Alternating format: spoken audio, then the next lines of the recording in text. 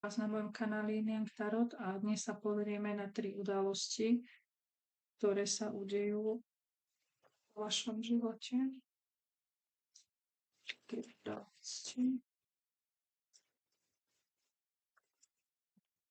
ktoré sa udejú vo vašom živote.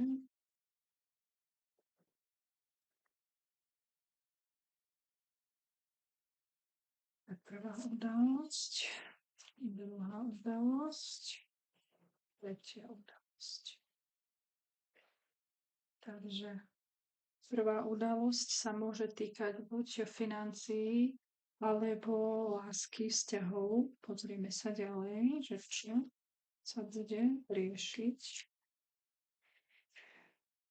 Takže bude sa týkať táto udalosť financií. Niečo je pred vami skryté, niečo, čo sa rieši na úrade. Vy zatiaľ o tom neviete, nejaká falošná osoba to môže pred vami skrývať. Týka sa to nejakých peňazí, ktoré patria vám. A tento človek to od vás chce skryť, nechce vám to povedať, ale tieto peniažky sú vám dané osudom, takže vy dostanete správu, hej, že vám ide dar a vlastne, že vám niekto možno niečo odkázal, možno sa to bude týkať naozaj nejakého dedičstva alebo nejakej prémie. Takže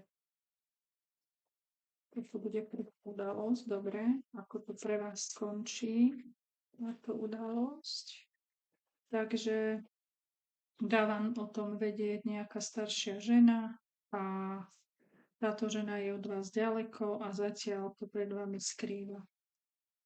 Ale ide tu vernosť, takže nakoniec to dobre dopadne. Možno, že s tou ženou ste kamarátka alebo ste boli v blízkom kontakte. Zatiaľ to naozaj skrývajú pred vami. Staršia žena to skrýva, falošná, s ktorou ste mohla byť kamarátka a táto žena je zo zahraničia. A ešte sa to bude týkať nejakého muža, takže môžete to vy dostať od muža, tieto peniažky, ale ešte je tam niečo prekážkou. Môže to byť naozaj zahraničie,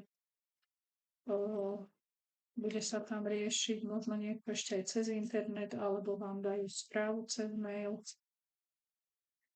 Ale je to nasmerované k vám, tie peniažky, a môže sa to týkať aj vašej rodiny a je to zapísané aj v knihe osudu. Takže tieto peniažky zrejme je dedičstvo po nejakom mužovi z vašej rodiny.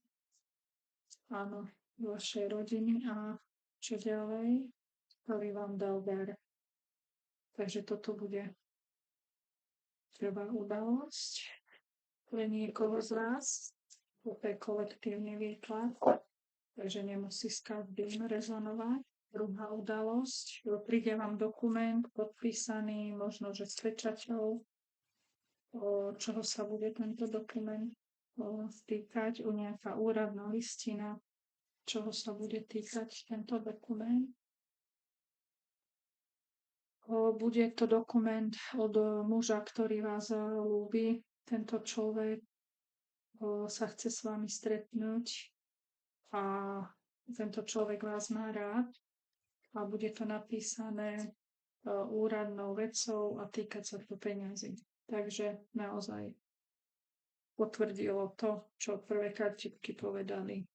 Takisto kniha osudu a od muža vám idú peňažky, ktorý vás má rád, ktorý vás ľúbi.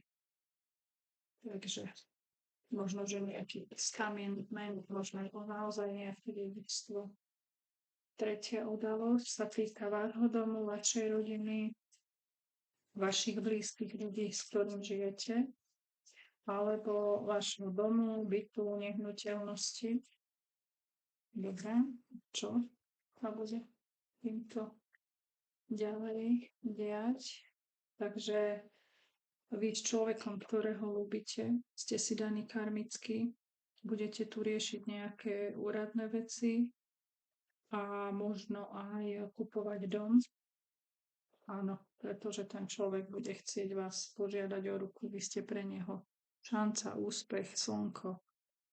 Vy ho zahrievate, vy ho naplňate, on je s vami šťastný a naozaj on vás veľmi ľúbi. Čistou láskou tento človek. A tento človek chce s vami naozaj spolu žiť v dome a požiada vás o ruku. Takže krásne karty. Takže nám prajem, aby sa nám to splnilo a ak sa vám videjko páčilo, poprosím o like. Pekný deň.